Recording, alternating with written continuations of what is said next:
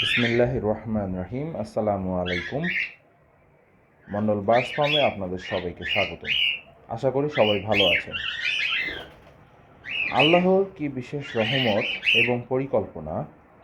মানুষ যেভাবে বাসা তৈরি করে ঠিক সেভাবে পাখিরাও বাসা তৈরি করে। আজ আপনাদের একটা জিনিস দেখাবো, খুবই চমৎকার একটা জিনিস। সেটা হচ্ছে, আমি কিছুদিন আগে একটা ভিডিও ছেড়েছিলাম যেখানে এ ধরনের বক্স লাগিয়ে দিয়েছি আমার পাখিগুলো, যেখানে তাদের ব্রিডিং করে, ডিম বাচ্চা করে, সেই বক্সগুলো। এবং বক্সগুলোর ভিতরে আমি একটা করে ট্রে এবং কাঠের ফুরফুরি দিয়ে দিয়েছিলাম। কাঠের ফুরফুরি ঠিকই আছে, কিন্তু আপনারা দেখতে পারবেন কাঠের ফুরফুরিগুলো আমি ট্রেতে দিয়েছিলাম, কিন্তু পাখিগুলো ট্রের বাইরে, সাইডে এবং যে চিপা চাপাগুলো আছে বক্সের ভিতরে সেখানে বের করে ফেলে দিয়েছে। কারণ এটার একটা বিশেষ কারণ আছে। কারণটা হচ্ছে, পাখির যতটুকু প্রয়োজন বাসার ভিতরে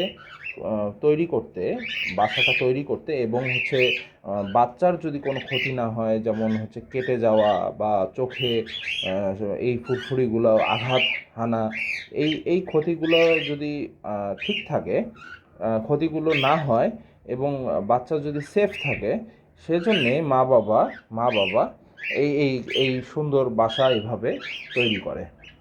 প্রত্যেকটা পাখি, আমার প্রত্যেকটা পাখি এই এইরকম আপনার ফুরফুরিগুলো নিজের মতো করে যতটুকু প্রয়োজন ততটুকু সরিয়ে ফেলেছে।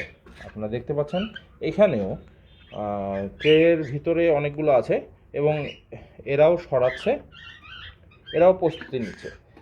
এটার আরেকটা ইঙ্গিত হচ্ছে যে আপনার পাখি ব্রিডিং বক্স পছন্দ করে ফেলেছে এবং খুব শীঘ্রই ইনশাআল্লাহ, আল্লাহর রহমত থাকলে অবশ্যই ডিম দিবে এবং আপনারা সুন্দর সুন্দর বাচ্চা পাবেন।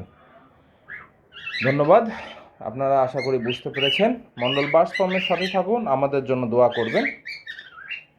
ইনশাআল্লাহ পরের ভিডিওতে দেখা হবে।